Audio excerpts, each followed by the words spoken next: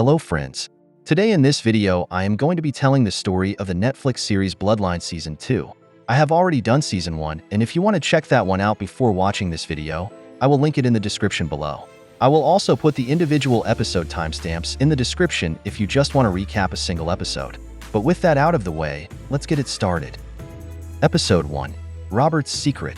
At the end of Season 1, John Rayburn drowned his brother Danny, and his two siblings helped him cover it up, and a few months pass before picking up with Season 2. John, Kevin, and Meg are all living with the terrible guilt of it though. Also, Danny's son that John just learned about is staying at his house as well. His name is Nolan, and Danny was sending him all the money he earned from the last season, but now he doesn't have that money coming in and has nowhere to go. Wayne Lowry is still running his drug business, but knows the DEA is onto him. Eric O'Bannon has also fled town after Danny's death because he believes Danny was killed by Lowry. Meg is living in New York after taking an attorney position. Marco tells John he doesn't buy the story of Danny's death, and he wants to pursue other leads. Sally also wants Potts to investigate it more as well. John starts to wonder if Nolan knows more than he is letting on. Nolan knows John was at the Miami house as he was watching him that day, and that's also the place the feds found all of the drugs shortly thereafter. It is then shown Kevin secretly kept a few keys to himself to use. Sally tells John she knows he is keeping something from her, but he denies it. Marco asks Kevin to come check out the boat that blew up with Danny inside because Kevin is a boat guru. Marco believes Danny was dead before the boat blew up, and the killer was framing it to look like an accident. Kevin hearing all of this makes him super on edge, and Marco notices this. Later, John has to tell Kevin to hold his shit together or they'll get caught. Meg learns that her father Robert was secretly sending money every month to Evangeline Radosevich, who just so happens to be Nolan's mother. The episode closes with John meeting with Lowry, and Lowry shows John a tape recording Danny made right before he died, explaining everything John did. Lowry blackmails John to make his DEA investigation go away, and he won't show the tape to anyone. Episode 2. John's Sheriff Campaign. John is torn on what to do because he knows if he stops the investigation, more eyes will be on him for trying to cover something up.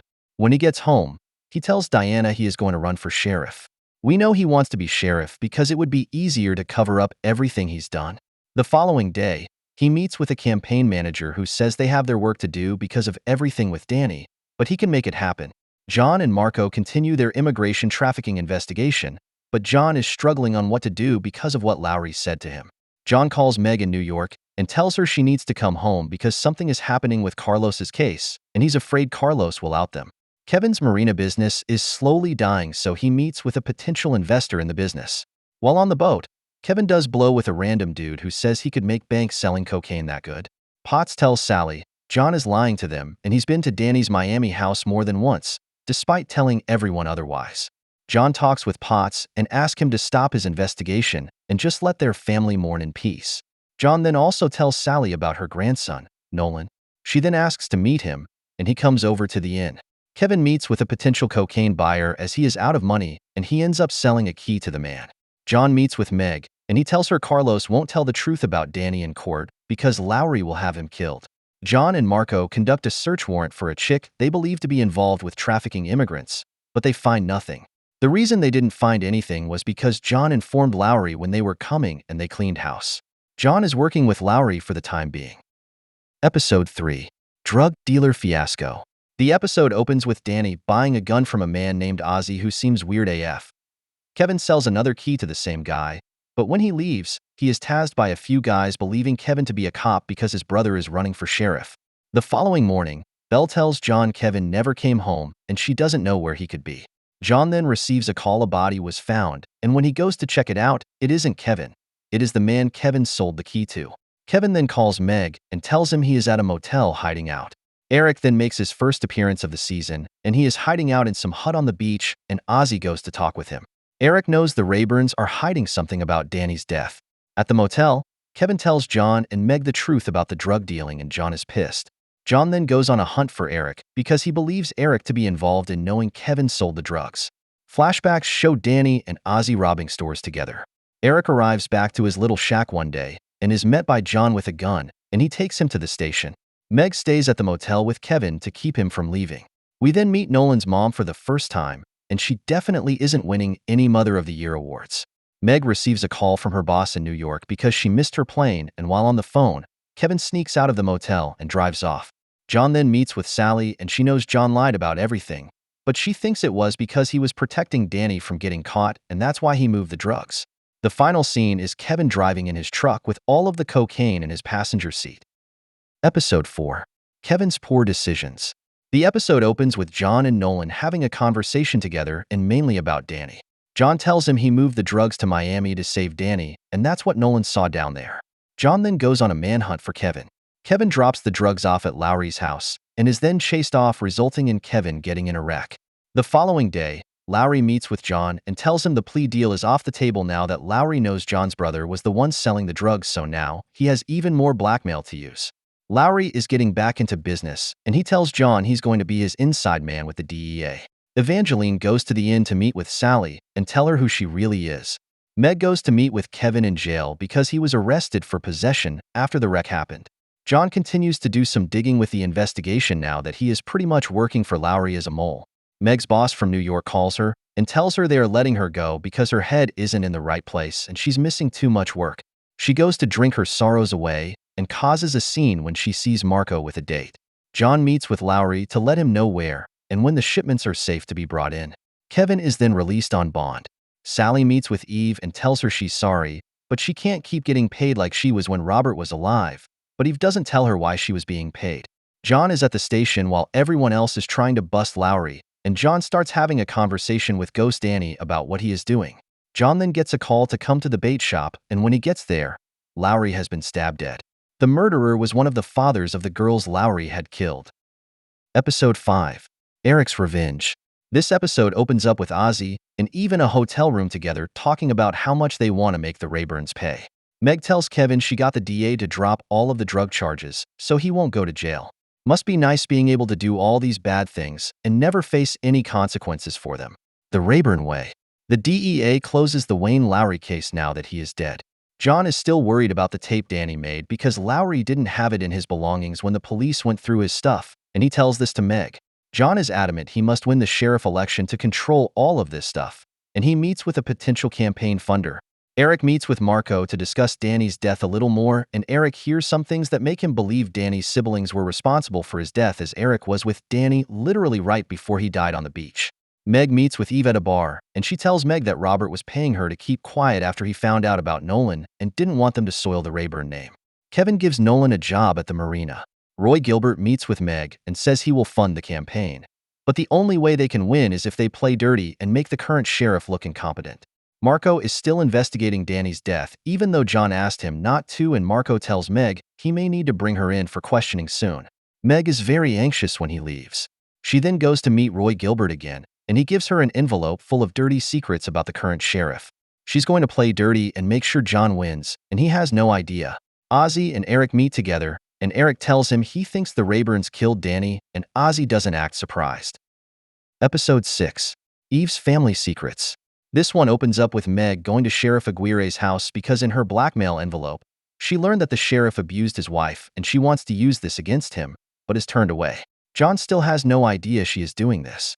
Meg is trying to get the wife to talk, but she won't even speak to Meg, so Meg asks Chelsea to talk to her for her. Meg tells Chelsea she believes the police covered it up and a domestic abuser shouldn't be their county sheriff. Eve takes Jane out for coffee behind John's back, and she is just trying to get closer to the family in hopes of squeezing some money out of them. John learns about Ozzy harassing his wife while she was out for a run, and when he looks him up in the police system, he realizes Ozzy ran around with Danny back in Miami, and he must be in town for something, or someone. John then goes to Eric demanding to know where Ozzy is. John then goes to confront Ozzy at a bar, and Ozzy implies he knows more about John than he thinks, and then John leaves. Chelsea then delivers an envelope to Meg detailing the abuse that Chelsea found in the medical records at the hospital. The sheriff covered it up after the fact. A news segment then airs exposing the sheriff for his violent ways. Meg anonymously turned it in to make him look bad for the election, but he denies everything. Meg wonders if it is even true or not, but Roy says it doesn't matter. It's good for them if everyone thinks it is true. Sally then throws a dinner for the family at the inn. Jane causes a scene at dinner because earlier, Eve told her everything about Danny and Sally slaps her for getting loud.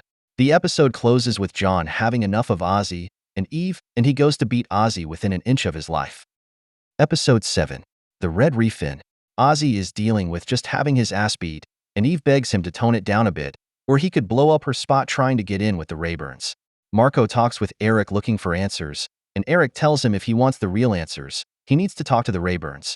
Meg finds out Marco helped the sheriff cover up the abuse back in the day, and that's how he got promoted to detective. Marco then meets with Sheriff at the station, and the sheriff starts to wonder if the Rayburns had their hands in Danny's death, and Marco doesn't want to believe it at first. But everything is starting to add up and make sense. Also explains why they lied in their initial interviews.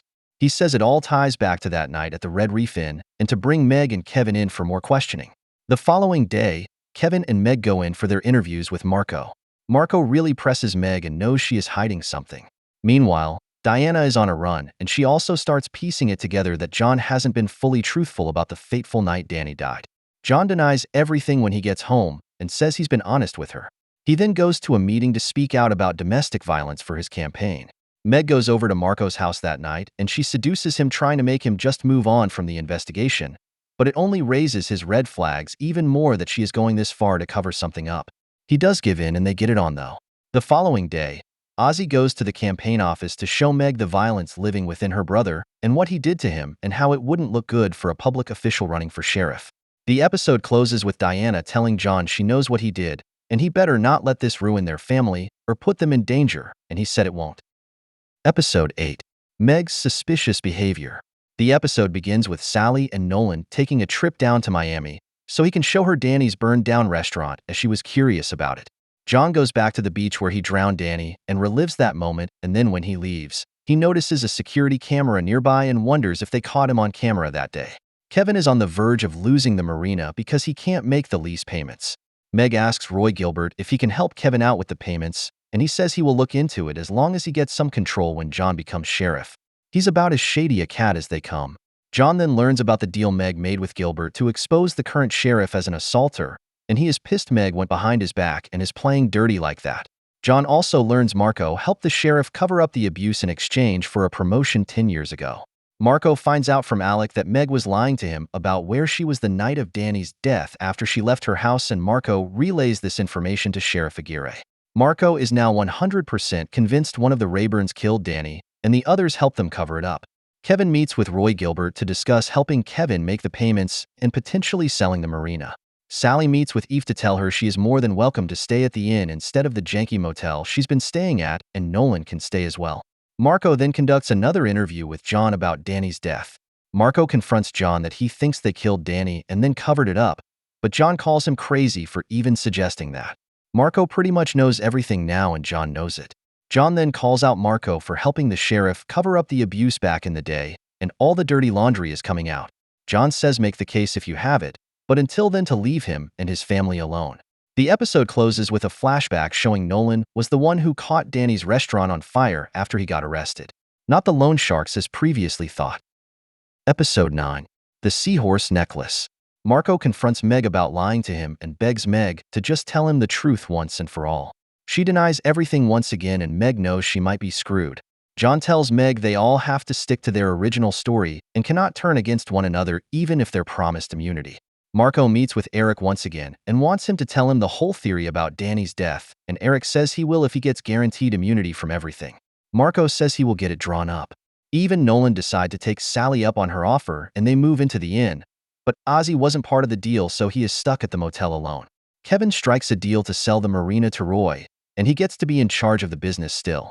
Eric also goes to a pawn shop where he buys back a seahorse necklace that he sold after Danny died, but wanted it back because it can prove his story about John killing Danny at the beach that morning. Marco is at the office trying to get all the evidence together to expose John as the killer. The following morning, Marco is called in by Internal Affairs because John told them about the abuse cover-up 10 years ago, and they are both just trying to take each other down at this point. Afterwards, Marco calls Eric and says he has his deal, but he needs to come in pronto to make his official statement. But Eric is having second thoughts now because Ozzy said they can use that information to blackmail the Rayburns for even more money. They can't get money out of them if John is in jail. Later that night, John is at the station and he sneaks into Marco's office and looks at the Rayburn file and sees an immunity form for Eric that hasn't been signed yet. John then realizes Eric may know all of the truth. The episode closes with Eric knocking on Marco's door holding up the seahorse necklace, saying he wants to tell his story. Episode 10. Every Rayburn for themselves. Season finale. The finale opens up with John telling Diana that things are getting heated and the truth may be revealed soon, and she tells him to leave and not come home that night. Eric tells Marco everything he knows and what he believed happened to Danny. John tells Meg shit is about to hit the fan. Marco relays everything he heard from Eric to Sheriff Aguirre. Meg tells Kevin that Eric O'Bannon told Marco everything, and Kevin tells her there has to be something they can do to shut him up or bring him in on some BS charge. This family really doesn't care about ruining everyone else's lives around them as long as they stay clean. Hell, they murdered their own brother and are trying to get away with it. When John gets to the station one day, IA tells him that the story was recounted from Aguirre's wife and that no assault took place, so now John has no ammo to use on Marco if Marco were to expose him. John meets with Meg and Kevin to tell them, and they tell John if it comes to it, they weren't the ones that killed Danny, it was John. They were just there helping out their sibling, pretty much telling him they weren't going down with him if it came to it. John can't believe they would turn on him after everything he's done for them, and they leave. We finally see who is in possession of the Danny audio tape, and it is actually Roy Gilbert, so now he has dirt on John too, and he's supposed to be funding his sheriff campaign. Kevin wants him and Meg to go tell Marco everything and get out in front of this thing, but she says they can't do that to John. He says he has a baby on the way he has to be there for. Meanwhile, John finds Eric and cuffs him to go talk in private. Eric tells him he knows everything and asks John if he's going to kill him like he did Danny. John blames Eric for everything by starting the gas jobs with Danny when he came back. John has him at gunpoint, but can't pull the trigger. John then leaves. Kevin goes to Marco's house to tell him everything, and Marco antagonizes him knowing that they've all been lying to him this whole time. Kevin then loses his shit and beats Marco to death with a statue. Rayburn's kill another person. Shocker. The season ends with Meg going to Sally telling her there's something she needs to know. And that is how season 2 ends of Bloodline. There is one more season left, so I will do that one in my next video, so I hope you were able to check that one out and finish the Bloodline story. Thanks for watching.